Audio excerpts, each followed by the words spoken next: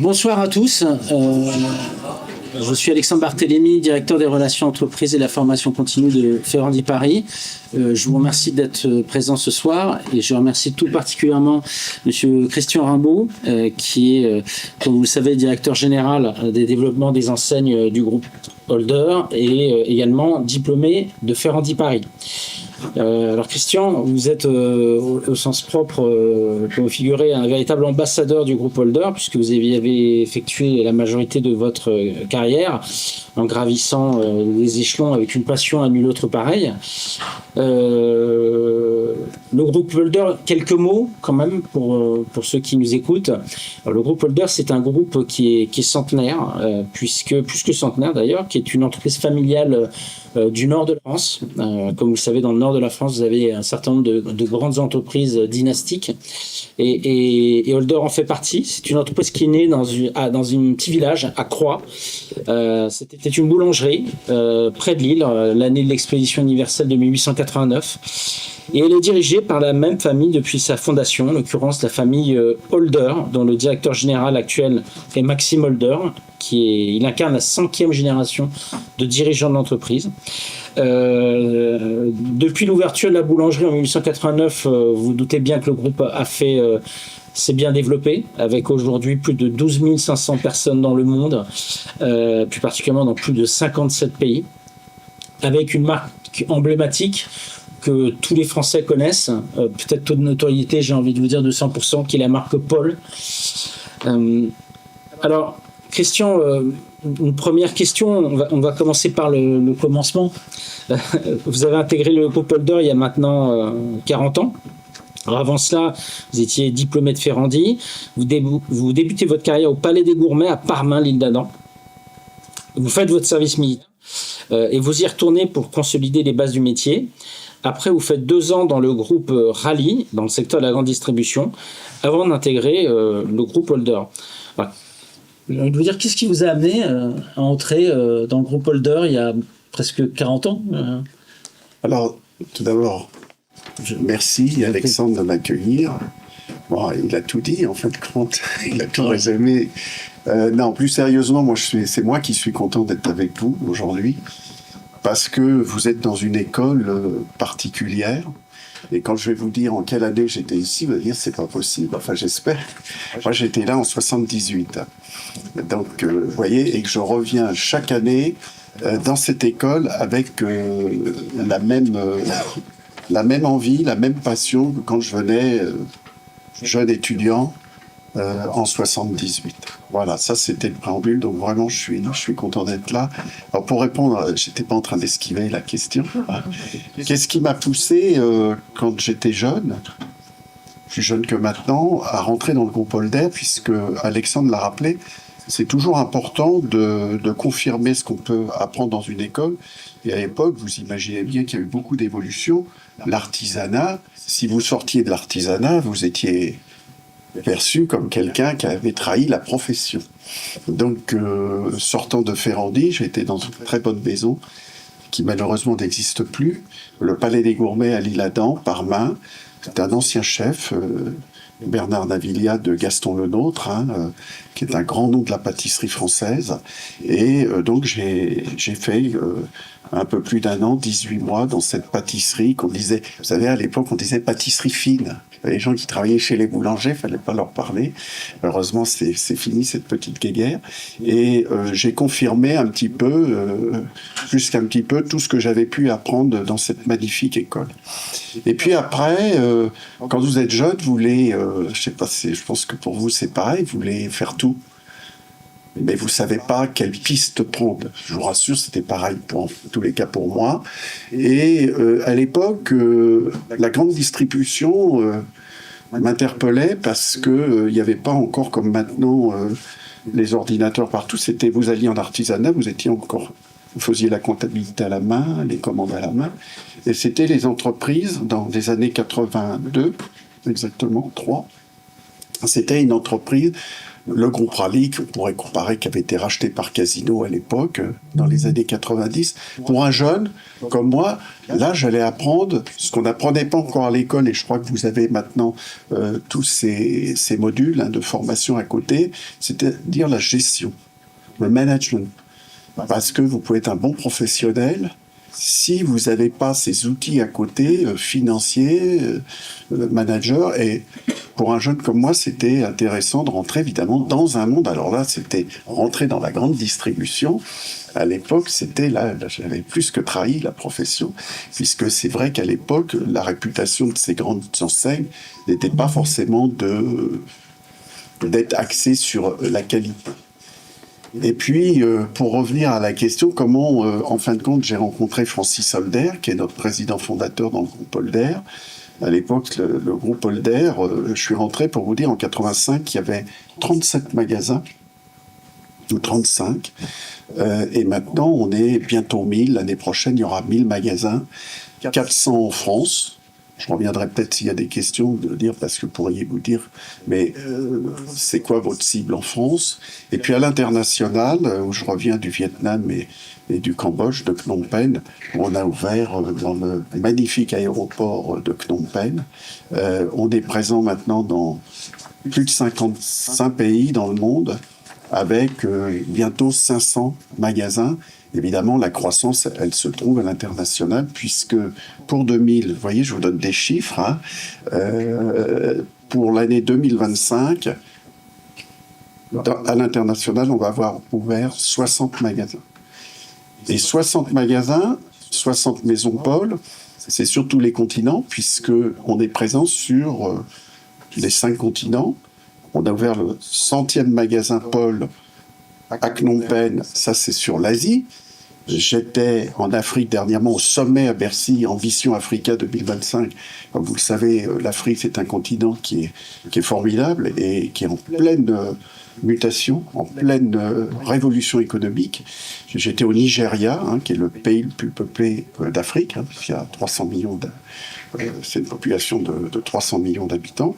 Et donc pour vous dire qu'on va vraiment sur tous les continents, on est très présent, là aussi, 100e magasin sur le Moyen-Orient.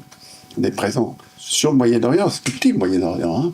Quand on prend l'Afrique, c'est 1 milliard 300 millions d'habitants. Dubaï, il y a 2 millions d'habitants. Et on a 25 maisons Paul, et puis l'Arabie Saoudite aussi, où on se développe. Et puis, on est aussi sur l'Amérique latine. Alexandre en a peut-être demandé. On n'est pas tellement présent en Amérique latine. Vous pourriez poser la question pourquoi? Mais parce que on peut pas, même si on est une belle entreprise, on est des petites équipes. Et puis après, vous savez, c'est souvent les événements qui font ou les opportunités. Il y a la stratégie, mais des fois, vous êtes poussé aussi par les événements. On avait ouvert il y a quelques années à Panama. Et puis là, je parlais, alors, vous voyez, j'étais le Mali, on devait ouvrir au Mali, à Bamako. Alors, j'étais à Bamako. Je vois un jeune homme sourire, oui. Non, je prends pas de gilet pare-balles quand je fais. C'est toujours intéressant parce qu'il y a l'actualité, et puis il y a que quand vous allez dans les pays, vous vous apercevez que souvent, c'est différent. Donc là, c'est un peu chaud en ce moment, mais on devait ouvrir pour la fin d'année, et on va ouvrir comme avec le Sénégal. Et je vous donne en primeur, et l'Angola, début de l'année prochaine, c'est-à-dire 2026. Donc voilà, en préambule. Alors, Christian, merci pour ces précisions. C'est moi. Alors, en toute humilité, Christian, ça fait 40 ans que vous êtes au sein du groupe Holder. On peut le dire, vous avez gravi pratiquement tous les échelons.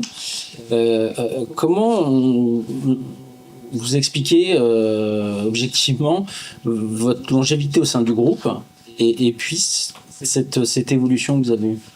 Alors, je vais parler de soi, c'est toujours difficile, mais je vais vous dire le parcours parce que souvent, ça peut-être, je vais dire, pas vous servir, mais au moins vous donner un exemple. Quand je suis rentré, quand Holder, pourquoi il m'a embauché, c'était tout jeune, j'avais pas 23 ans. Et à l'époque, Francis Holder ouvrait beaucoup de magasins, et il avait compris, avant tout le monde, que la qualité, c'était important. Parce que moi, je me revendique toute ma vie, je serais pâtissier, confiseur, glacier, chocolatier, puisqu'à l'époque, quand on avait un diplôme à Ferrandi, on avait ces 4 cœurs de métier qui faisait qu'on avait quand même une vision assez large de ce métier, même si j'ai fait un peu de cuisine après. Mais à l'époque, j'en avais pas fait. Et Francis Solder avait tout de suite compris que son développement, fallait que... On parlait de fiches techniques, alors on dit plus forcément fiches techniques, maintenant on dit process, hein, mais il fallait qu'il norme. Parce que il était dans le Nord, il avait ouvert à Bordeaux, on parlait de Bordeaux tout à l'heure. Un mec qui faisait la crème pâtissière d'une façon, l'autre il faisait la crème pâtissière, les croissants, enfin je vous passe les détails. Et il avait compris que quand vous développez une enseigne, que vous aimez en tant que consommateur ou pas, ce que vous recherchez dans une enseigne, c'est d'avoir un standard qualitatif du 1er janvier au 31 décembre. Et donc, il a créé à l'époque, j'ai fait partie à l'époque du premier moniteur, il a créé un service qui a fait que j'allais former les équipes quand on ouvrait un magasin. Et alors, avant, parce que c'était, et pourquoi j'insiste là-dessus, peut-être avant des fois d'occuper de certaines fonctions, il souhaitait aussi qu'on dirige un magasin 6 mois pour voir si on était à même de pouvoir après aller former les équipes sur place, parce que je crois que quand on est formateur, plus que d'autres postes, au-delà de la compétence que vous pouvez avoir, il faut être modeste, il faut être humble. Parce que vous pénétrez, même si vous êtes dans la même société, vous allez, un jour j'étais à Brest, après j'étais à Strasbourg, après j'étais à Nancy, fallait qu'à chaque fois, comme j'étais jeune, et puis en plus on est jeune, et que j'allais former des gens qui avaient 45, 50 ans, fallait plutôt être pédagogue, parce que sans ça, je pense que je serais pas resté aussi longtemps. Donc ça a été vraiment un poste, et puis après j'ai eu, pour répondre aussi à la question, après j'ai fait ça 4 ans, 5 ans, j'étais encore jeune, pas 30 ans à l'époque, je me dis je vais pas faire ça toute ma vie, vous savez, on a toujours envie de, je sais pas si cette expression a toujours cours, de défoncer les portes ouvertes. Donc j'ai dit, je voudrais être directeur de région. Je crois que certains d'entre vous veulent monter leur entreprise. C'est bien d'avoir la qualité produit. J'avais une certaine pédagogie, puisque quelque part, ça passait pas trop mal avec les équipes. Donc je me suis dit, tiens, pourquoi pas être manager ? Et donc là, j'ai basculé sur un poste de directeur de région. Alors, oui, j'ai fait pas loin de 5 ans. Et quand, pendant ces 5 ans, à la fin, vous voyez, l'entreprise avait grandi, puisque je dirigeais un peu plus de 400 personnes. 400 personnes, 32 magasins, on faisait beaucoup d'extérieur à l'époque, parce qu'il fallait rentabiliser, toujours pareil, demain des futurs entrepreneurs. Il faut pas oublier le bas de page. Donc ça a été une très très belle expérience. Et puis Francis Solder avait toujours un œil sur moi. Il m'a dit, écoute Christian, l'entreprise grandit, je voudrais que tu reviennes travailler à mes côtés. Je vais créer une direction produit, recherche et développement, et je vais te confier cette mission, et mission que j'ai eue longtemps, puisque j'ai eu pendant 15 ans. Et là, j'avais une équipe de moniteurs, des gens qui faisaient de la recherche. Et puis, quand on parle de qualité, recherche, faut pas oublier traçabilité. On en parlera, je crois que tout à l'heure, j'ai une question dessus, donc j'y reviendrai. C'était important. On a été une des premières entreprises dans les années 90 à faire de la sécurité alimentaire. Vraiment, quand vous vous développez, vous savez, quand vous êtes dans le food, c'est toujours le risque. Des œufs, de la viande corrompue, si vous avez un contrôle par les services sanitaires, c'est jamais bon si vous avez une fermeture administrative, même si vous avez pris toutes les précautions, donc vous avez quand même une grande responsabilité. Et ça, on a été très sensible à cette époque-là, on l'est encore toujours, mais à l'époque, c'était pas forcément, entre guillemets, la mode. Alors, j'en parlais tout à l'heure en introduction, le groupe Holder, c'est bien sûr la marque la plus emblématique, Paul, mais c'est pas que cette marque-là. Est-ce que vous pouvez nous parler un petit peu des autres marques du groupe ? Alors, il y a évidemment d'autres marques. Il y a Château Blanc qui est une filiale du groupe qui est nos manufactures, hein, puisque comme dans beaucoup d'entreprises, je reviendrai après sur les deux autres missions importantes que j'ai eues au sein du groupe et dont celle où je suis maintenant en charge du développement, c'est que quand on se développe, tant en France qu'à l'international, le souci c'est que vous ayez le même produit partout. Alors après, il peut y avoir des adaptations, et je vous citerai quelques adaptations, mais le client qui va à Dubaï, par exemple, on est très présent, souvent, puisqu'il y a beaucoup d'expatriés français à Dubaï. Qu'est-ce qu'il veut retrouver quand il vient chez Paul? À la limite, moi je viens de la rue de Bussy où j'ai mon bureau au-dessus du magasin, c'est retrouver le même goût de café, le même croissant, la même baguette. C'est pour ça qu'on travaille avec des farines labellisées qu'on exporte à l'international quand tout ça c'est possible, puisque évidemment quand c'est pas possible dans certains magasins, qu'est-ce qu'on fait? On travaille avec les meuniers avec un cahier des charges de façon à avoir une farine qui se rapproche le plus. Donc, ces manufactures, évidemment, nous servent, et puis servent aussi d'autres, comment dirais-je, clients extérieurs sur des recettes à façon. Je ne vais pas en parler, on a une dernière marque nouvelle, mais là, comme on est dans cette phase test, on a un magasin, alors je vais vous donner l'adresse comme ça, au 160 boulevard Saint-Germain, hein, qui est une... Ouais, c'est bien, hein, à l'époque, on ne pouvait pas faire ça. Hein. Alors je vais le dire parce que je ne peux pas m'empêcher, je vais sortir un petit peu en dehors des questions si Alexandre m'y autorise. Je disais dernièrement, ça surprenait, je disais les jeunes ils sont top quand même, maintenant ils sont beaucoup plus compétents que nous. Et alors les gens m'ont dit mais qu'est-ce qu'il est en train de sortir un beau, il commence à, faut qu'il prenne sa retraite. Non, parce que vous avez ça. Je voyais tout à l'heure, hein, j'observe, et je vous rassure, hein, je fais la même chose quand des fois je suis dans des séminaires. On a une information tout de suite. À l'époque, quand j'avais votre âge, si on n'était pas né dans un milieu où, comme moi, j'avais la chance d'avoir un oncle meilleur ouvrier de France ou un cousin chef cuisinier, où j'avais tout de suite les informations, on ramait. Hein. Là, maintenant, je ne vais pas dire que c'est facile, mais vous avez accès à l'information dans nos professions et surtout dans l'évolution merveilleuse qu'il y a eu depuis quelques années. Vous avez accès à tout ça.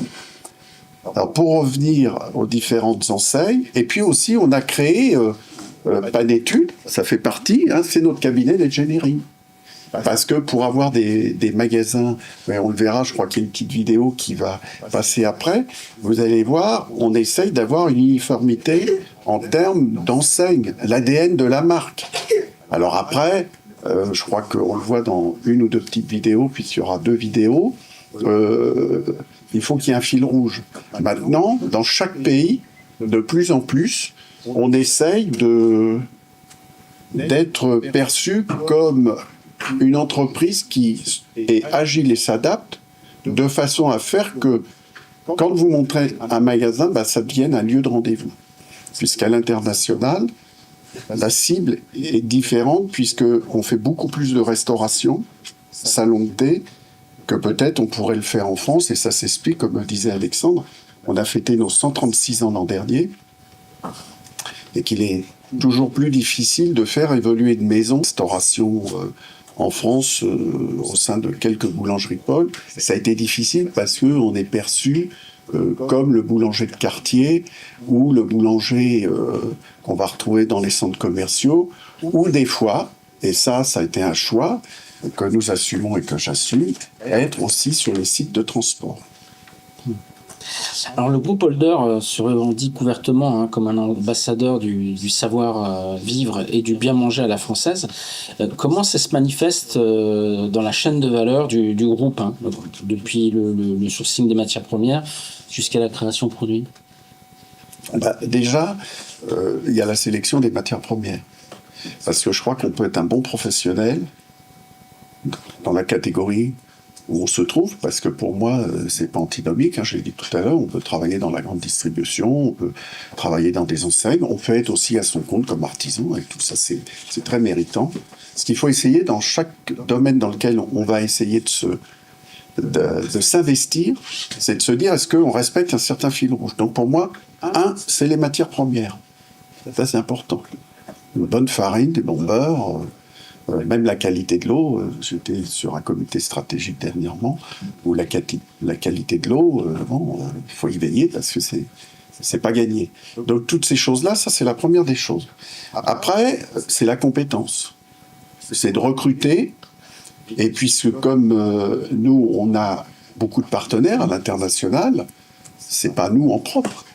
Moi, je représente l'entreprise, le franchiseur. Donc, on est en propre sur une partie de la France, sur UK, à Londres, et puis à Singapour. Mais tous les autres pays, c'est des partenaires. D'abord parce qu'il y a des endroits, si vous n'êtes pas de la nationalité du pays, de toute façon, vous n'avez pas le droit de créer votre entreprise. Donc, on n'aurait pas pu faire ce développement aussi important. Donc, ça veut dire recruter un bon partenaire qui soit en adéquation avec vos valeurs, que la marque Francis Holder et Maxime Holder, le président actuel, véhicule. Vous verrez tout à l'heure, il en parle dans une petite vidéo.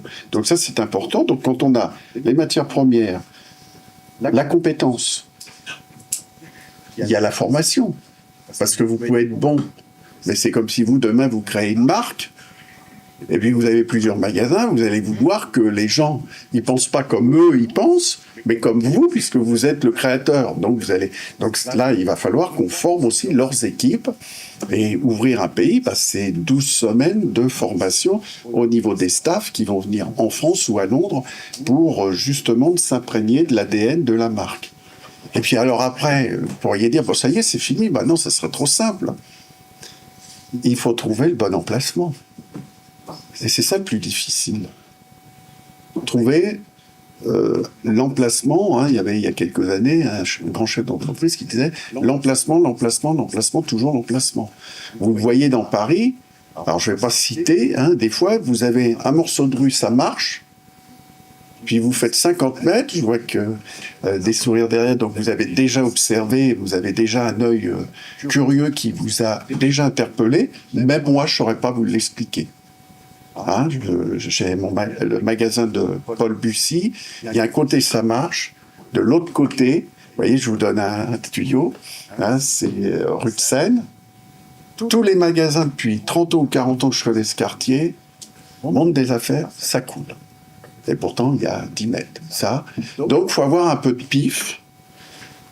Et je le dis toujours, vous pouvez avoir ça, parce qu'on sert aussi, je vous rassure, même si je suis resté au papier, parce que j'aime bien, rien ne remplace d'aller voir sur le terrain, de comprendre les flux. Et tout ça, c'est ce que j'appelle, après la compétence que vous avez certainement grâce à cette magnifique école, et je salue évidemment les professeurs qui sont ici, au passage, parce que ils donnent leur temps, leur passion, certainement ils essayent comme on m'entend, de vous la communiquer. Et une fois que vous avez trouvé cet emplacement, qu'on espère, j'ai toujours le même stress, même quand je vais à une inauguration, comme j'ai été en Mauritanie il y a 1 an, 2 ans de l'inauguration, j'avais la même appréhension, et puis après, quand je vois qu'il y a du monde tous les jours, ça me rassure, et de faire que, quelque part, après, donc on a l'emplacement, c'est de faire le magasin qui correspond. Et pour vous dire l'agilité qu'on a, je prends toujours des exemples pour répondre à la question précise. Vous êtes obligé quand vous allez au Moyen-Orient, vous n'allez pas faire les magasins de la même façon. Quand vous allez au Japon, c'est encore une adaptation. Vous allez aller en Afrique, c'est autre chose parce qu'il faut des grandes salles à manger, parce que les gens aiment bien faire, dégoûter, fêter les anniversaires, et que tout de suite, ils vont être beaucoup plus nombreux peut-être qu'en Europe. Donc ça aussi, je crois qu'on a, parce que je l'aime assez, j'aime beaucoup la Mauritanie, et on a un magasin sur 3 niveaux qui fait plus de 1200 mètres carrés. Et on fait 1000 clients par jour. Donc, et si je vous donne quelques chiffres comme ça, j'avais mon partenaire avant-hier parce qu'il recevait le ministre du Commerce français avec l'ambassadeur hier à Nouakchott. On passe 1 tonne de jus d'orange par jour. Ça vous donne... Donc, mais là aussi, Quand vous avez une grande fréquentation comme ça, c'est le risque. C'est le risque que plus vous êtes important. Moi, tous les jours, j'ai des coups de fil. Ah ouais, c'était pas bien, on était à l'aéroport. Christian, qu'est-ce qui se passe? Mon croissant. Ah oui, plus vous avez de magasins, plus vous avez de risques que y ait des clients mécontents tous les jours. Déjà, quand vous avez un magasin, c'est difficile. 2, n'en parlons pas. 3, et donc ça, c'est pour ça que c'est important, en permanence, la formation, l'accompagnement des équipes. Et puis, il y a un mot, vous savez, on peut être ferme, je dis toujours, et déterminé, mais toujours être bienveillant, ça c'est important. Je vais passer quelques messages en même temps. Hein. Alors le groupe Holder, on l'a dit tout à l'heure, a été créé en 1889, Oui. mais il a fallu attendre 100 ans, donc 1989, pour que le premier magasin s'ouvre à l'international, en l'occurrence au Japon. Qu'est-ce qui a expliqué, on va dire, ce retard volontaire à l'allumage? Et ensuite, une fois que le lancement international s'est effectué, quel a été le modèle économique que vous avez développé dans les différents pays? Alors, il ne s'est pas fait, oui, il s'est fait. Il y a eu plusieurs étapes. C'est vrai qu'il y a eu 89. David Holder, qui est le fils aîné de Francis Holder, était le développeur de l'époque et avait eu des relations avec le Japon, parce que vous savez qu'il y a toujours eu une relation avec les Japonais. Je ne sais pas si certains ont eu la chance d'aller au Japon. Il y a des endroits au Japon, les Français, ils sont, ça soit tant en cuisine. Je pense à mon ami Éric Tronchon, meilleur ouvrier de France qui a longtemps été prof ici. Je crois qu'il a un restaurant maintenant à Tokyo. C'est la cuisine française, la pâtisserie.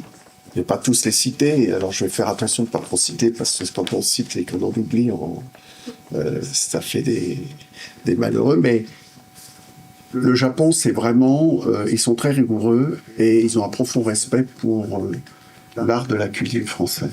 Donc c'était... Je ne vais pas dire... On était dans une...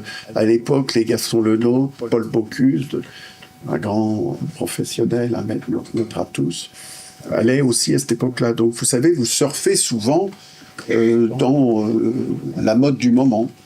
Et donc, on a ouvert, et puis après, on a ouvert le Maroc et le Liban. Maroc, on a fêté nos 25 ans, il y a bientôt 40 magasins. Paul, au Maroc. Au Liban, j'ai une pensée évidemment pour nos amis libanais. On a 8 pôles au Liban, malgré tout ce qui traverse depuis des années, et on est depuis peu à l'aéroport. Donc vous voyez que malgré les difficultés, ça vous montre que les pays bougent. Et il y a eu une pause, je vais dire, pour répondre à la question, jusqu'à la nomination de Maxime Holder, qui a été le patron de l'international, je vais essayer de ne pas dire des bêtises parce que je suis enregistré, à une année près, je crois que je ne me trompe pas, c'est 2009 ou 2010. Et là, ça a été vraiment, même s'il y avait déjà eu des pays entre-temps qui s'étaient développés, comme le Moyen-Orient, je pense au Koweït, qui était le premier pays qu'on a développé, ça fait un peu plus de 20 ans. Hein, donc, vous voyez, c'était un peu avant, mais ça s'est vraiment structuré à l'arrivée de Maxime Holder, et dont j'ai rejoint son équipe, puisque moi, j'étais toujours en France, où j'ai suivi... Maxime pour accompagner cette merveilleuse aventure sur le développement à l'international. Alors, business model, il y a plusieurs business models. Et je vais revenir, si vous m'y autorisez, Alexandre, un peu sur la France. La France, on a 3 départements. Il y a la filiale, la succursale, c'est-à-dire c'est la famille Holder qui en prend, donc à développer. Après, on a une partie de franchisés, hein, on essaie toujours. Là, je suis venu avec un des collaborateurs aujourd'hui, qui est le responsable développement pour l'ouest de la France. Donc, son métier, c'est de trouver des nouveaux partenaires, et on en trouve. Hein. On est sur des projets, dont j'en parlerai pas parce que tant que c'est pas signé, mais il y a des zones où on n'est pas présent, et qu'est-ce qu'on trouve des acteurs locaux. Et puis, il y a aussi, parce qu'on a été sur les marchés concédés, C'est-à-dire, qu'est-ce qu'on appelle les marchés concédés? C'est peut-être du charabia pour vous. C'est les aéroports, les gares et les aires d'autoroute. Bon, là, on a à peu près plus d'une centaine de magasins. Et alors, bien entendu, le business model est différent, puisque je vais prendre juste 2 points qui va faire que quand vous allez sur un aire d'autoroute, vous n'allez pas acheter de pain, en général, et vous n'allez pas acheter de gros gâteaux. Donc, on a créé Paul le Café, qui est fait que, quelque part, qui est un peu un coffee shop à la française, pour répondre un petit peu aux Américains qui avaient créé Starbucks, c'est dire que là, on a une offre beaucoup plus courte, sur des surfaces moins importantes. Pourquoi j'en parle? Parce que plus la surface est importante, c'est des investissements, c'est des capex, et puis c'est des loyers importants, et que, automatiquement, plus vous avez de capex et plus vous avez de loyers, plus il faut faire de chiffre d'affaires. Et que quand vous êtes jeune entrepreneur, faut que vous sortiez vite du résultat, parce que sans ça, votre banquier, il va pas être content. Donc c'est pour ça que les business models, en fonction de où on va se trouver, si on est dans les centres commerciaux, dans les centres-villes, ou sur les marchés concédés, gares, aéroports ou l'aire d'autoroute, on va l'adapter. Alors, et là, évidemment, la résultante, c'est que l'offre va être différente. Alors, on va parler un petit peu de l'enseigne et de la marque Paul. Alors, c'est une marque qui a un positionnement et aussi une image perçue qui est différente suivant les marchés sur lesquels on se trouve. En France, on voit assez bien, c'est une marque qui est plutôt moyen de gamme, hein, on va pas se mentir, mais dans les pays plutôt d'Asie, Moyen-Orient, Asie, c'est une marque qui peut être perçue comme une marque haut de gamme. Pareil pour les habitudes de consommation qui sont différentes. Par exemple, en France, on va plutôt privilégier l'emporter, alors que dans les pays, la restauration. Du coup, comment vous gérez ce positionnement qui est différent suivant les pays, notamment sur la partie marketing, hein, avec la partie prix, distribution? Alors, bien sûr, j'ai parlé des continents. Il y a des habitudes de consommation. Je parlais de Mauritanie, vous n'allez pas acheter votre sandwich, vous n'allez pas acheter votre mug et puis aller consommer, ça ne se fait pas.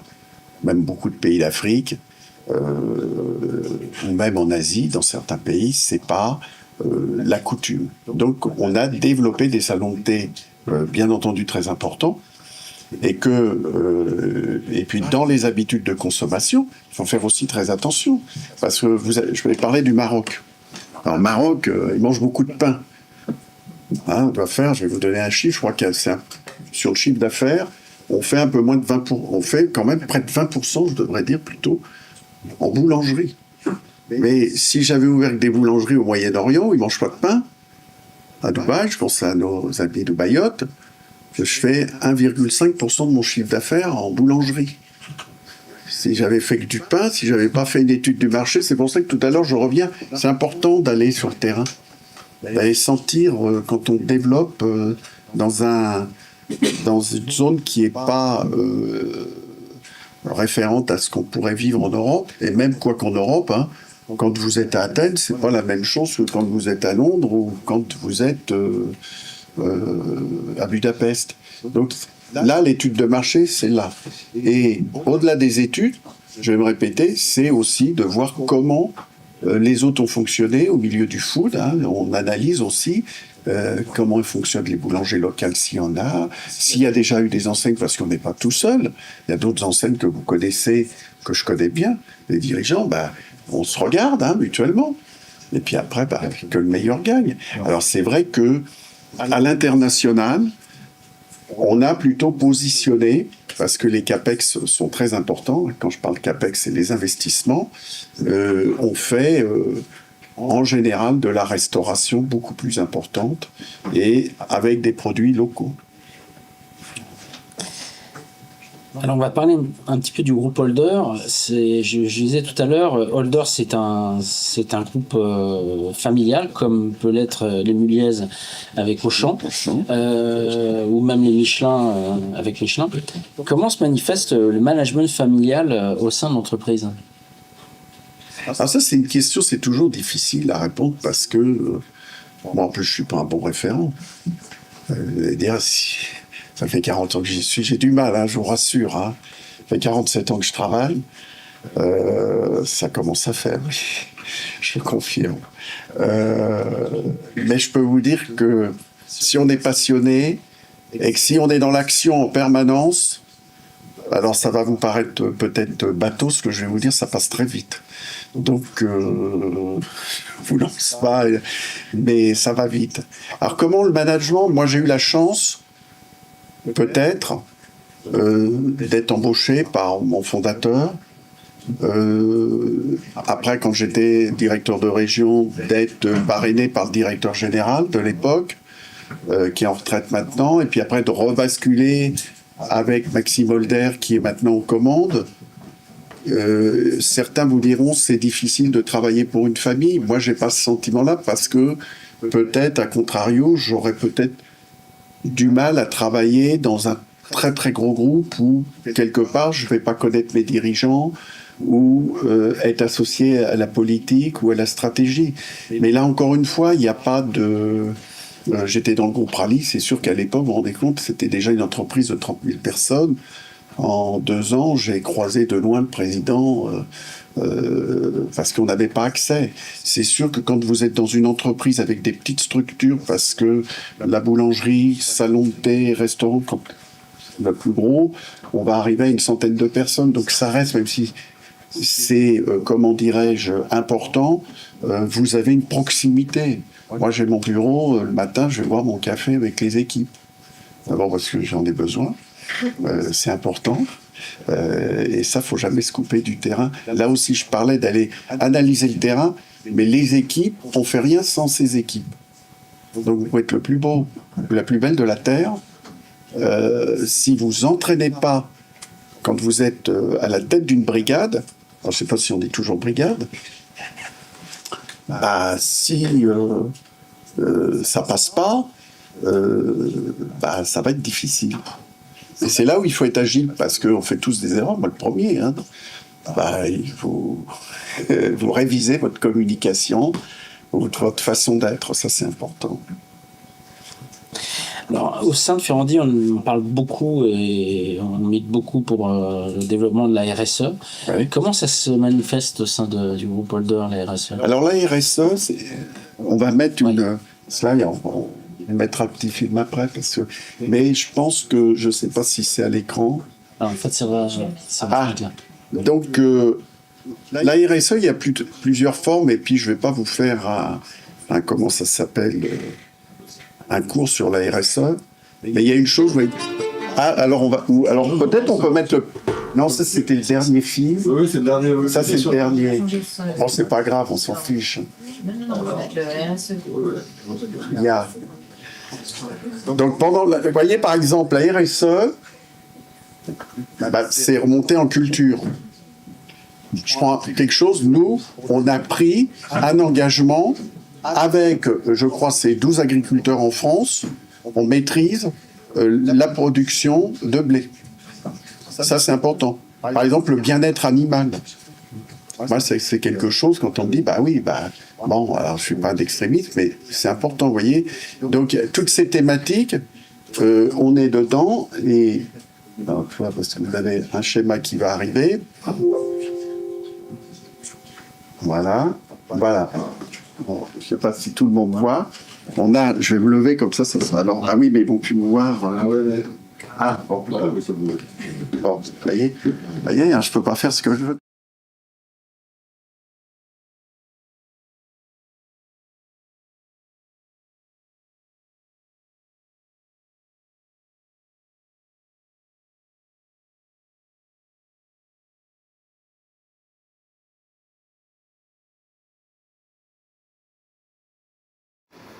Parce que, oui, on dit, on s'en fiche.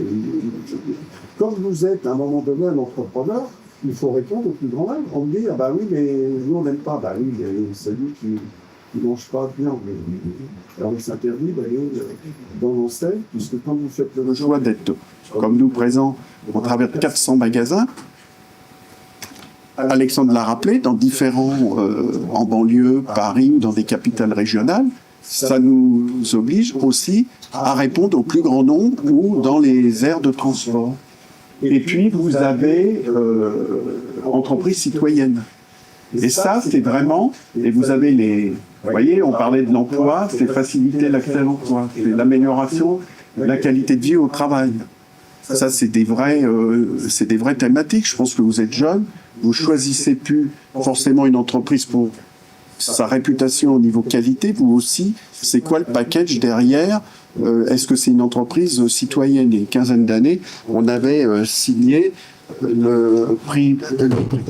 l'engagement de la nutrition santé, et puis aussi le plan banlieue, favoriser l'accès à des jeunes qui étaient peut-être pas forcément favorisés, de signer un plan pour faciliter l'accès à l'embauche. Qu'est-ce qu'on a fait aussi? C'est partager nos savoir-faire. On est ici et je suis très heureux puisqu'il y a des choses qui vont se passer, puisqu'on va faire une session de CAP de boulanger. Après, vous voyez, c'est préserver les ressources en eau. Je sais que les jeunes, ils y sont sensibles. Moi, j'étais à un comité stratégique dernièrement, je vais vous dire, quand vous sortez de l'intervenant, vous vous dites, dis donc, si vous n'avez pas le moral et l'eau, comment on fait quand vous construisez un magasin pour économiser? Ça, c'est de la RSE, c'est du concret. Ça ne doit pas être juste de l'incantation. Limiter l'impact de nos déchets. Bon. Lutter contre le gaspillage alimentaire. C'est là où on a fait des partenariats. Alors j'aurais pu vous montrer la petite vidéo où on a sauvé 1 million en quelques années de repas. Qu'est-ce qu'on a fait? Optimiser nos packaging. Alors les gens ils disent comment vous faites? De toute façon la loi va de toute façon vous obliger, donc c'est pour ça que des fois c'est bien d'anticiper. Est-ce que les boîtes en carton quand vous mettez des gâteaux ils ont besoin d'être aussi épaisses? Est-ce qu'on a besoin de remettre un suremballage? On travaillait de plus en plus, peut-être qu'on ne mettra plus d'emballage demain. Moi, je connais des gens, ils disent, ils vous offrent un cadeau, il n'y a plus de papier. C'est en tissu. J'en sais rien. Moi, je ne sais pas, dans 5 ans, dans 10 ans, mais de toute façon, les ressources vont faire qu'elles vont se diminuer et donc on sera bien obligé de trouver des solutions. Et ça aussi, c'est le rôle d'un entrepreneur. Alors les filières, c'est important, il faut travailler. Vous voyez, le bien-être animal, ça c'est important. Les gens souvent disent, non, c'est développer les bonnes pratiques agricoles. Donc on travaille. Une grosse entreprise, ça vous oblige aussi de travailler avec les agriculteurs. Donc vous voyez, quand vous commencez à être important, c'est pas juste vendre des produits au comptoir ou sur le salon de thé, c'est en amont. Et ça répond à la question de tout à l'heure un petit peu, parce qu'on impose aussi dans tous les pays, évidemment, c'est de l'ADN de la marque. On ne fait pas d'huile de palme, par exemple. Parce qu'on sait ce que ça génère. Et puis faire évoluer nos matières premières parce que tout évolue et que quelque part, vous savez, c'est comme le beurre. Le beurre, par exemple, on fera de plus en plus peut-être de produits avec du beurre végétal. Comme on fait des croissants sans gluten. Vous savez pourquoi vous lancez? Vu dernièrement sur... celui qui est allergique au gluten. Alors donc, on lui interdit de manger de croissant, il ne peut pas. Donc, vous voyez, c'est essayer, quand vous faites le choix d'être présent, largement, c'est essayer à chaque fois votre business model, parce que ça fait partie du business model, de le faire évoluer. C'est vrai qu'il y a quelques années, on n'aurait pas pensé faire du gluten, on n'aurait pas pensé faire du vegan. Mais oui, puis c'est les consommateurs qui vous poussent aussi. Les consommateurs, quand vous avez des clients tous les jours qui viennent dans vos magasins, les responsables font remonter au service marketing ou au patron de la marque. Et puis après, quand toutes les semaines on a d'ailleurs, il y a peut-être quand même quelque chose si le client... et puis il y a peut-être des choses qu'on ne fait pas aujourd'hui, et puis qu'on fera dans quelques années. Alors une dernière question avant d'attaquer la vidéo. Alors la vidéo, on pourrait peut-être montrer la première. On va la lancer maintenant. Non? Allez, la première, alors peut-être. C'était je vous le mets la banane. Les 125 ans, ils vont dire pourquoi ils nous montrent une vidéo de 125 ans, mais vous comprendrez après. Pour ça, je me repose là. Et voilà 125 ans. En 1889, à l'exposition universelle à Paris, Charlemagne Maillot ouvre une boulangerie. Paul a 125 ans. En 1889, année de l'exposition universelle à Paris, Charlemagne Maillot ouvre une boulangerie près de Lille. Le pain des Français est alors rond et lourd. En 1916, alors que les combats font rage et que les bras des hommes se font rares, les machines à pétrir se développent. Les maillots sont parmi les premiers à croire au progrès. Viennent les années 20. C'est le pain à la française. La levure est directement mélangée à la farine et la pâte est préparée la veille au soir et se repose pendant la nuit. Le pain s'allonge, il est plus léger, plus aérien. S'inspirant d'une nouvelle mode américaine, les maillots utilisent leur petit pain viennois pour faire les premiers sandwichs. En 1935, Suzanne, la petite fille de Charlemagne Maillot, épouse Julien Holder. Ils s'installent à leur tour dans une boulangerie à Lille. C'est la guerre. Le pain est changé contre des tickets de rationnement et l'aliment principal. De blanc, il devient gris, puis noir, et ne laissera pas un bon souvenir aux Français. Dans les années 50, c'est l'avènement de la grande distribution et de son pain blanc sans odeur et sans saveur. Au même moment, la famille reprend la boulangerie Paul à Lille. Le nom sera conservé. On y cuit encore le pain au feu de bois. À la mort de son père, Francis Holder, âgé de 17 ans, prend en main le destin de la famille. Il croit dur comme fer au pain à l'ancienne de ses aïeux, un pain plus lourd, à la mie plus jaune et au bon goût de noisette. D'un coup de génie, il abat le mur entre le fournil et le magasin. Le savoir-faire d'antan est dévoilé. Paul s'est développé et a besoin d'un blé toujours meilleur.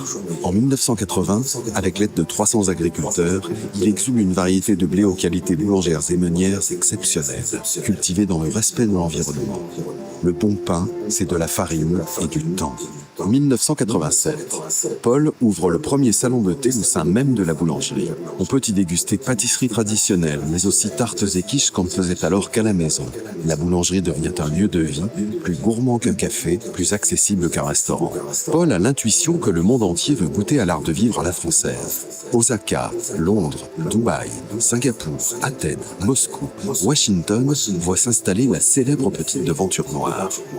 Aujourd'hui, la 5e génération est à la tête de l'enseigne pour gérer son développement international. Paul est présent dans 30 pays et accompagne les voyageurs dans les aéroports et les gares. Les boutiques regorgent d'objets et de mobilier d'époque. Avec chaque baguette ou viennoiserie, Paul offre ainsi un petit morceau du savoir-faire français. Paul a 125 ans et perpétue un savoir-faire et un art de vivre qui font de lui le boulanger le plus célèbre au monde.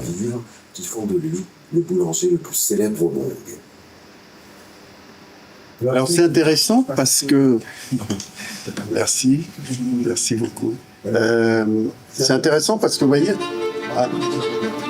en 10 ans, on était dans 30 pays. Fin 2026, on sera présent dans 60. Et on avait un peu moins de 200 magasins et on en aura 500. Pour vous dire que, quelque part, pour montrer la croissance que ça a pu générer le département international. Alors, on peut peut-être soit passer aux questions, finir, et puis comme ça, il y aura les questions. Comment oui, il dure 2 minutes. Alors ça, c'est intéressant, c'est pas nous qui l'avons réalisé. Mon patron a été élu meilleur entrepreneur des Hauts-de-France l'an dernier par EY. Et c'est EY qui a fait, c'est un prix vraiment important. Et il a été interviewé à l'époque, justement, sur la vision de ce que va être Paul dans les années à venir.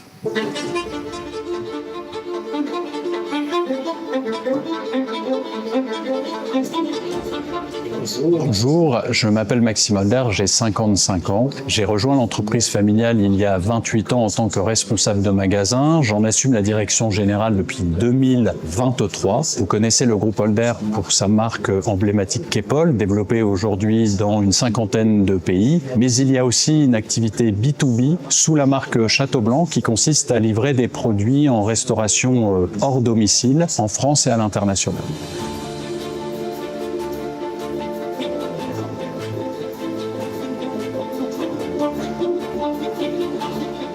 La vision originelle, finalement, elle est celle de mon père Francis Holder, qui était à la fois un visionnaire et un apôtre du produit de qualité qu'il a souhaité généraliser en France. Et puis, bien sûr, cette ambition nationale est devenue par la suite internationale.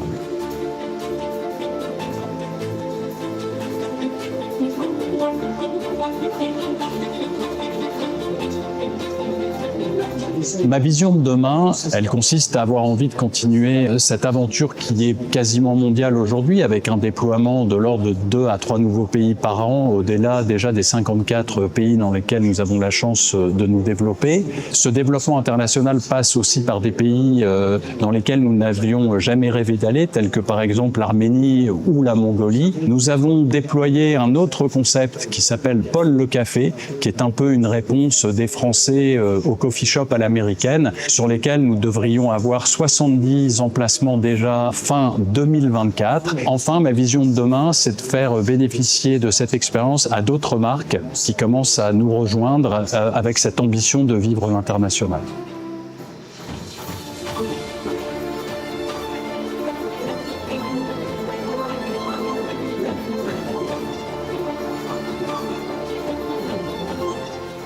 La vision commune, elle est liée à notre rôle principal, qui est celui de nourrir les hommes avec un grand H et d'être une entreprise à impact, car nous avons une vraie conscience de l'impact de l'alimentation sur la santé, mais aussi de l'impact du moment partagé, le bonheur qu'on a à partager avec des amis, avec de la famille, des aliments de qualité.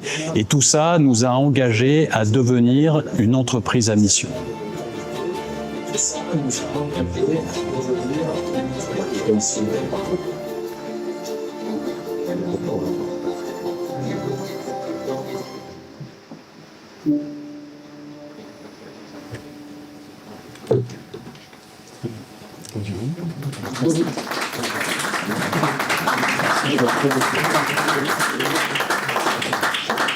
Vous voyez, juste avant de vous donner la parole, pour vous dire j'étais en Libye.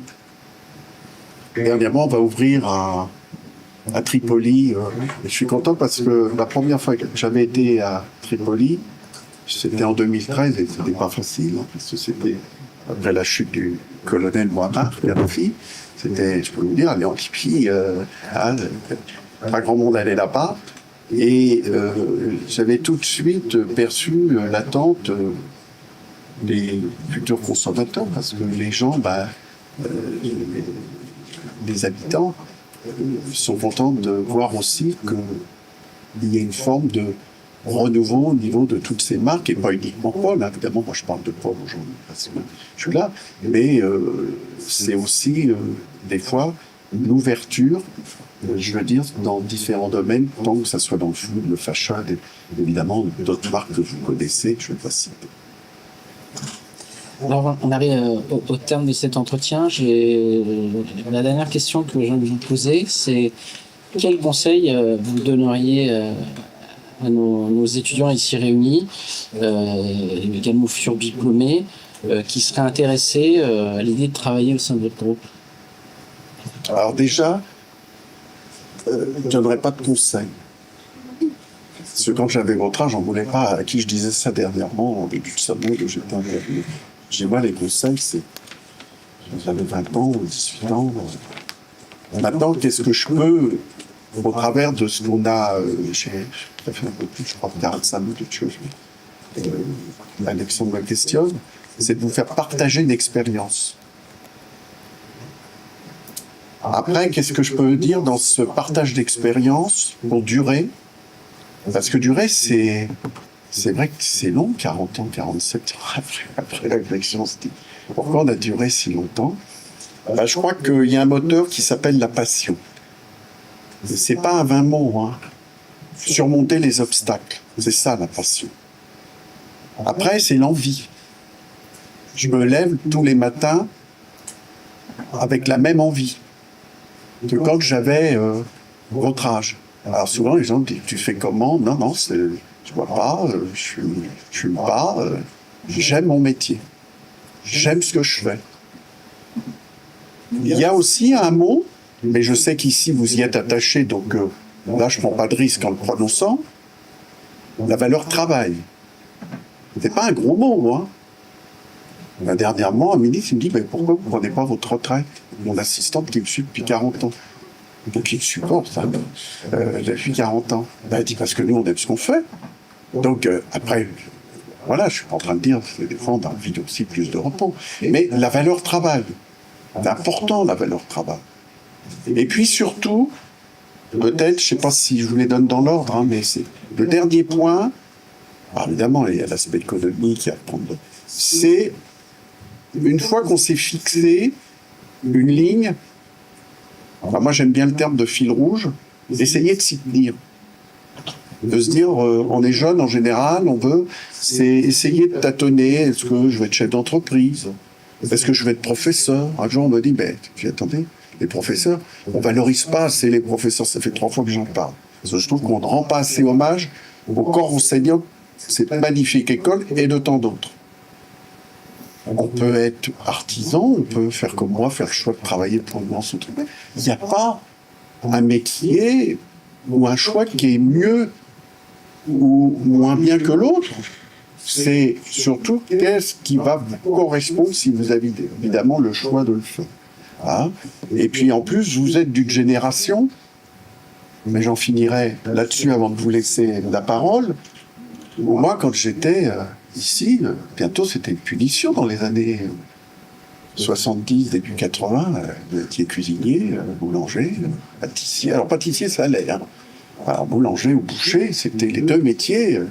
Là, les parents ne disaient pas en général ce que faisaient leurs enfants, parce que si vous ne faisiez pas d'études, oh là là, mais grâce à tous ces grands chefs qu'on a pu voir sur les médias, et des grands pâtissiers, je trouve que ça a permis aussi qu'il y ait un autre regard sur ces magnifiques professions, puisque demain, c'est vous qui serez les ambassadeurs. C'est vous qui allez continuer ce travail qui a été initié depuis tant de générations. Voilà. Je suis prêt aux questions. Christian, merci beaucoup pour ce voyage intérieur au sein du groupe Paul. Merci aussi de nous avoir fait voyager dans tous ces pays. Et ce qui est intéressant, avant de vous laisser la parole, c'est aussi vous êtes une génération qui avait envie de découvrir, c'est normal, très ouvert sur le monde.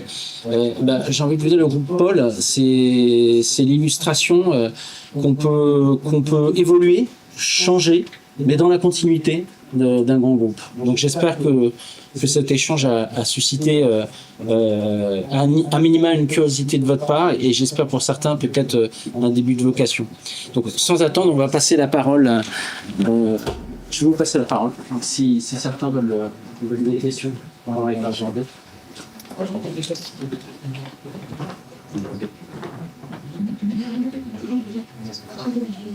Il faut que je reste assis. Ah oui. Je voulais me lever, mais je suis obligé de...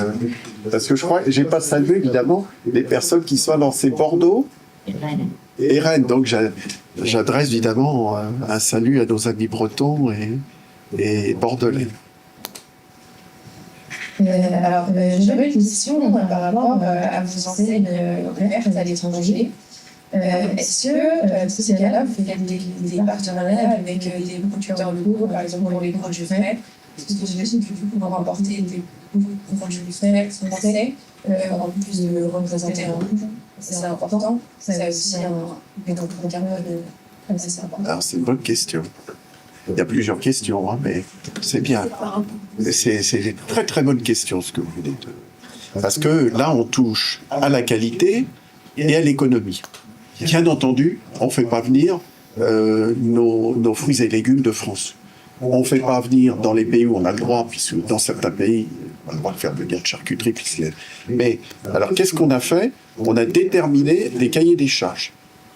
Et par rapport à ces cahiers des charges, le partenaire va pouvoir sourcer en local, comment dirais-je, les matières premières dont il aura besoin. La seule chose sur laquelle on ne négocie pas, et je prends toujours un exemple simple, vous allez comprendre. Hein, je vais prendre si vous prenez une franchise Chef de Bruges, je ne sais pas si vous connaissez le chocolatier Chef de Bruges, vous n'allez pas aller vendre des chocolats Ducasse.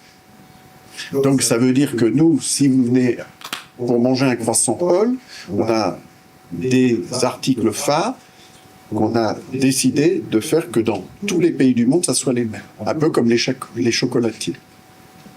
Mais le reste, bien entendu, et on est aussi âgé pour aller plus loin, parce que vous imaginez bien, c'est pour ça qu'on a aussi développé la restauration, parce que c'est fabriqué sur place, et que les marges, parce que c'est pas un gros mot, hein, souvent, là aussi, on a parlé de valeur travail, mais si on parle de rentabilité, oui, une entreprise qui gagne pas de l'argent, Elle ne peut pas créer des emplois et elle ne peut pas se développer.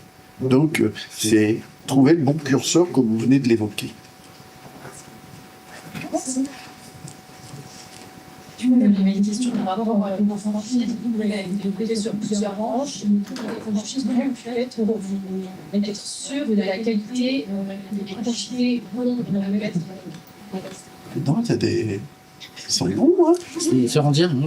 Ah oui, mais ça me fait plaisir parce que... Alors, voilà. Alors ça, c'est un coup, ce que vous êtes en train de dire. C'est comment...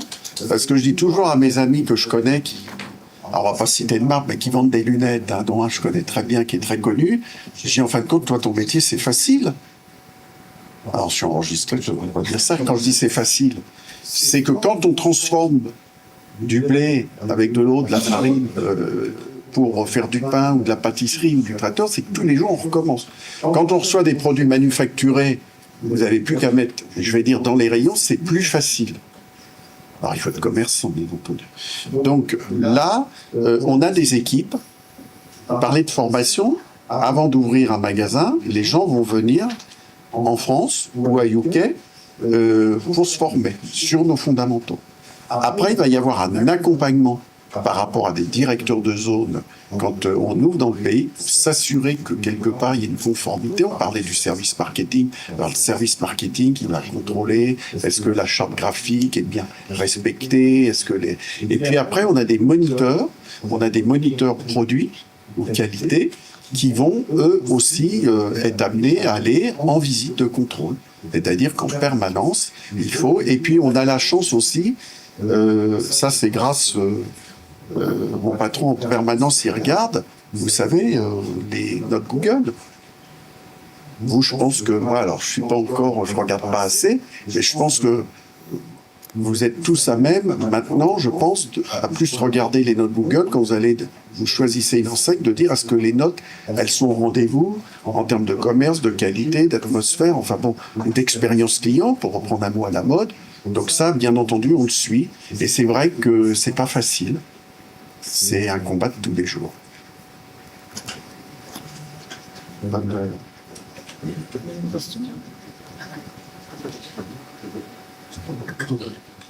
S'il n'y a pas de questions.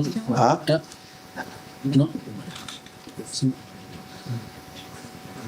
oui. Très bien. Vous vouliez poser une question? Non? Si?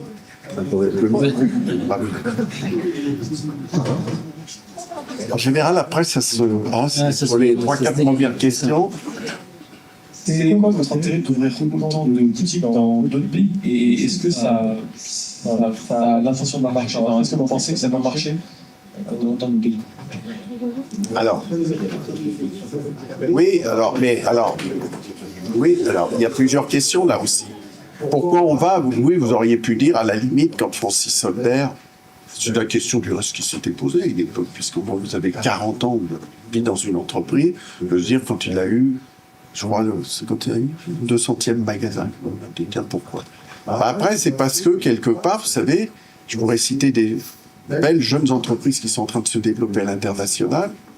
C'est parce que après vous êtes sollicité, que votre entreprise a grandi, que quelque part, si votre siège, vous avez fait des investissements, il faut les rentabiliser. Et vous dites, si j'ai plus de production à faire, je vais optimiser mes lignes. Et puis si je joue dans des pays, je vais faire que mon image, elle soit plus présente.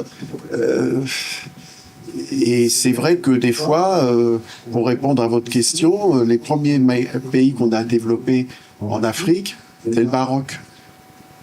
Ça marchait bien, et un jour, il y a eu l'Égypte.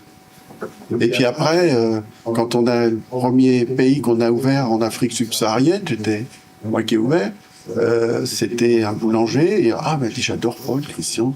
Je ne crois pas que je pourrais transformer. Vous voyez, souvent, vous êtes aussi quelque part, puis après, vous êtes dans un engrenage qui fait que bientôt, on sera présent dans 14 pays sur le continent africain. Et puis, pour répondre aussi, vous savez, un siège, quand vous avez un siège, ou une holding maintenant, c'est que si vous avez une équipe de moniteurs, ou on n'a pas parlé de commerce, de monitrice commerce, il faut aussi après un volume de magasin, parce que vous rajoutez des coûts. Donc, si vous rajoutez des coûts, il faut rajouter, c'est comme une école, ici vous êtes 2000 élèves, et si vous étiez que 500, il n'y aurait pas les mêmes prestations. Je dis une bêtise, Alexandre. Non. Il n'y aurait pas, j'aime bien faire toujours des métaphores, vous auriez peut-être pas cet amphithéâtre, vous auriez pas peut-être toute l'expertise que cette école veut vous mettre à votre disposition si il n'y avait pas autant d'élèves, voyez. Donc vous avez toujours des seuils. C'est une bonne question parce qu'elle va plus loin. Je parlais de fil rouge tout à l'heure. C'est demain, puisque certains d'entre vous veulent être chefs d'entreprise. C'est au départ, en fin de compte, qu'est-ce que je veux faire? Demain, est-ce que si j'habite, on a nos amis bordelais, est-ce que c'est d'ouvrir, parce qu'il ne faut pas que je les oublie, parce qu'ils vont dire, si je veux ouvrir à Pessac, est-ce que je vais être juste à Pessac ou après m'étendre à Bordeaux ou après peut-être aller dans la ville rose à Toulouse et puis nos amis bretons, là je vais pas parler, mon collègue est là avec moi aujourd'hui, il était à Vannes hier, en Bretagne, on était à Brest, on n'aurait jamais pensé que Brest, notre partenaire, il ouvrirait, je crois, c'est 4 ou 5 magasins.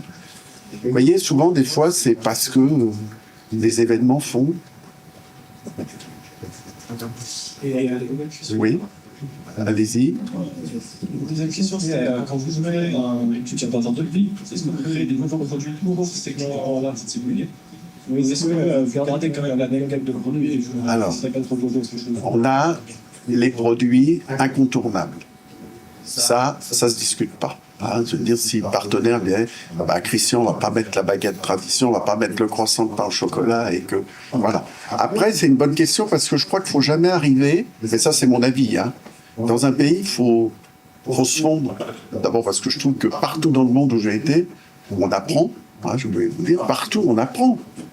Encore dernièrement, c'est ça qui est formidable. Donc, ce qu'on essaye de promouvoir, bien entendu, c'est les produits locaux. Je parlais le Maroc, ils aiment la galette de maïs, donc on a lancé la galette de maïs. Vous êtes en Mauritanie, le thé mauritanien, moi j'ai découvert ça chez les Touaregs, le thé, c'est pas le thé, et on a créé le petit verre à thé mauritanien. Et donc ce qui fait que, quelque part, les gens du pays vont venir plus facilement chez vous parce que ils vont retrouver leur code. Et puis quand j'étais, par exemple, je pense à la Grèce, on a fait, alors c'est facile, des petits sandwichs à la feta. J'avais découvert ça qui trempe dans le café. Bon. Après, oui, ça, j'ai fait parce que je goûte à chaque fois, c'est pas forcément mon truc. Mais si ça fait partie des habitudes de consommation, je fais du lait de chamel en Mauritanie, parce que le matin, boire du lait de chamel, c'est... Donc voilà, oui, vous êtes obligé, à mon avis, de créer. Alors, on crée, souvent, on ne crée pas, on reprend des habitudes de consommation qu'on va peut-être revisiter avec notre exigence. J'en reviens aux questions de la demoiselle tout à l'heure qui disait il faut que, évidemment, ça rentre. S'il y a de l'huile de palme, on va dire non, par contre. Vous voyez, on rentre, on va dire oui, on va le revisiter, et puis, en général, ça marche bien. Et puis ça fait... c'est pas forcément ce qui peut paraître paradoxal, parce que quand les gens viennent nous voir à l'étranger, c'est aussi pour découvrir d'autres... c'est un peu comme si vous allez manger japonais, vous ne voulez pas retrouver du bœuf bourguignon. Bon, donc on essaye de faire cette alliance, et puis je vais vous dire encore une fois, il faut rester simple. C'est le client qui nous guide aussi. Vous lancez un produit, si vous le faites bien pendant des semaines et que ça ne marche pas, vous le retirez de la carte. La sanction, je dis toujours, n'oubliez jamais, c'est le consommateur. Bon, il y avait encore... puis là, du coup, vous voyez, alors, il y a le jeune homme, et puis il y a deux questions. Vous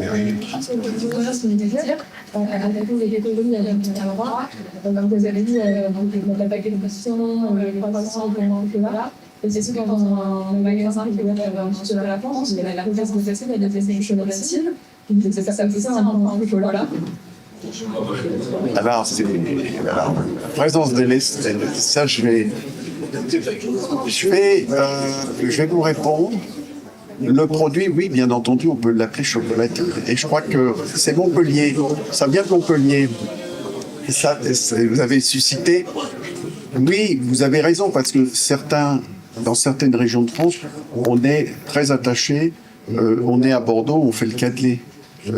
On est en Bretagne, on fait, alors j'ai plus dans l'esprit de la spécialité de Gouyaman, voilà. Donc oui. Après, vous savez, il faut aussi, ça rentre dans le fil rouge, l'ADN de votre marque, ce qui fait la spécificité. Là, il faut peut-être rester très, comment dirais-je, catégorique, parce que c'est aussi ce qui fait votre spécificité. Donc c'est toujours l'équilibre. Alors il y avait... Oui, alors... Est-ce que quand je veux une nouvelle localisation, c'est toujours la démarche de chercher un même droit ou des fois on attaque? Alors il y a les deux, il y a même plusieurs sources. Il peut y avoir quelqu'un qui va venir nous appeler pour dire tiens, dites donc, on aimerait développer. C'est pour ça qu'on participe au salon de la franchise. Ça, je vous invite. Je ne sais pas si vous allez au salon de la franchise, mais c'est vraiment là, vous voyez toutes les enseignes qui se développent à travers la France ou à l'international. Vous avez plusieurs vecteurs. Et puis il y a aussi, on va prospecter. Donc vous avez différentes sources de canal pour, en fin de compte, recruter un nouveau partenaire. Il y avait le jeune homme là-bas qui... On prend une dernière question. Et puis... Moi,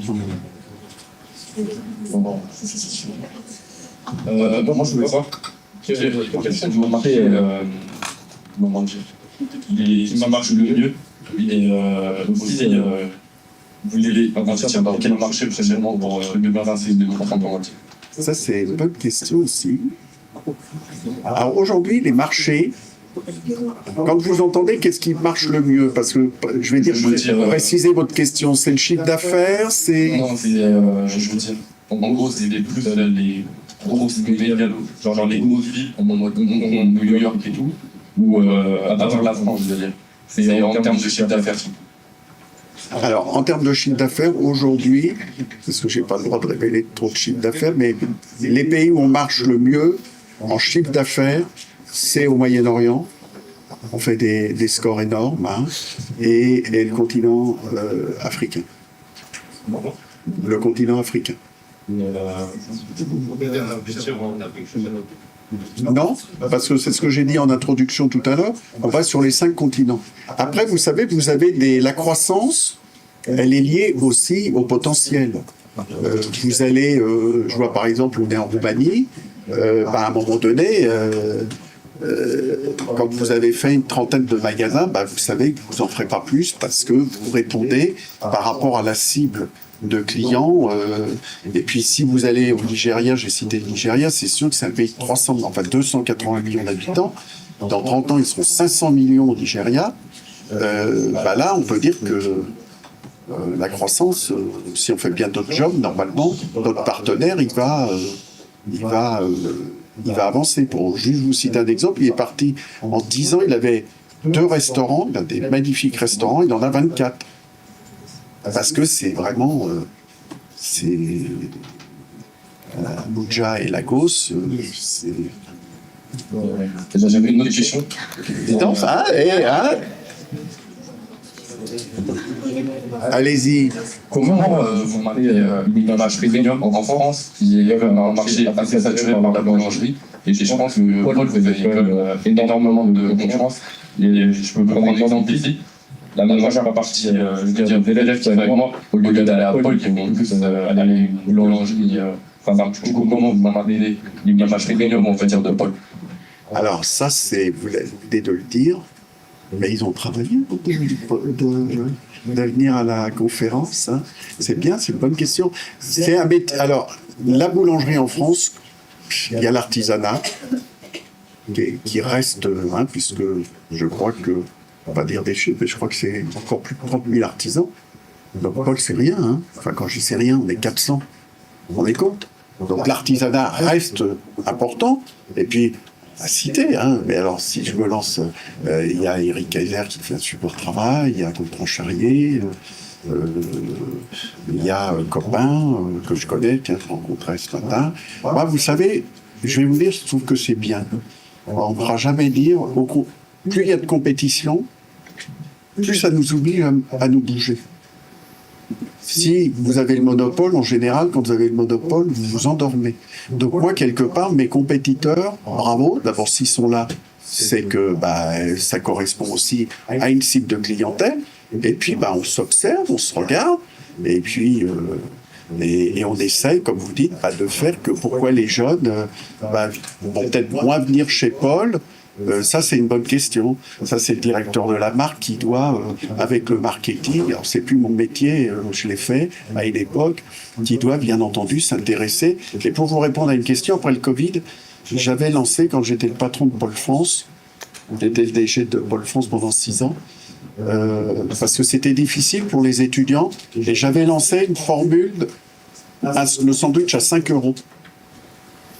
Et je voyais plein de jeunes qui venaient, je leur disais pourquoi vous venez plus chez nous là. C'était il y a des écoles à côté de Bussy. Et un monsieur, il m'a dit, c'était très intéressant, un jeune homme, il m'a dit parce que vous avez baissé le prix, mais vous n'avez pas baissé la qualité. Il y a des enseignes, ils ont baissé le prix, mais ils ont baissé la qualité. Donc vous voyez, c'est toujours... Du tout, délaisser le marché français, le marché international. Non, on délaisse pas. Attendez, on délaisse pas, puisque regardez, on a 400 magasins. Alors la croissance en France, je vais regarder, je pense, vous êtes sur vos... maintenant, les actualités, vous les avez là-dessus, vous n'avez plus besoin, comme moi, quand j'étais plus jeune, d'être posté devant mon poste de télé à 20h le soir. C'est que c'est plus difficile. Aujourd'hui... La France ou l'Europe, c'est plus difficile. Là, si vous avez vu les restaurateurs, moi j'ai des amis restaurateurs, c'est difficile, donc faut se battre. Et là, j'ai pas le temps de parler sur les marges qui ont été très touchées quand il y a eu l'explosion de l'énergie au niveau du coût, ou des matières premières, et que bravo les artisans, enfin la profession, qui se bat vraiment de façon formidable pour essayer de s'en sortir au mieux. Merci. Merci, jeune homme. Il n'y avait plus, je crois que la dame voulait... Non, on ne peut pas prendre encore une question parce que... Non. En tout cas, merci beaucoup.